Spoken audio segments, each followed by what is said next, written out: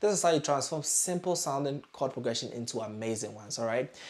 I'm gonna start by playing this pattern on the 1 chord, which is a C. All right?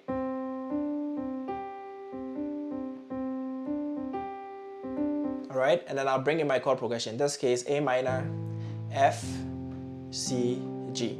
Now I'm just gonna change the chords and keep the same right hand going. Let's go. So,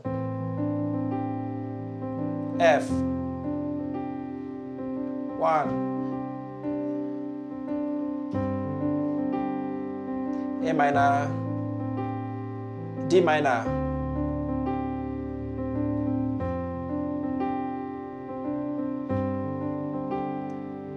C,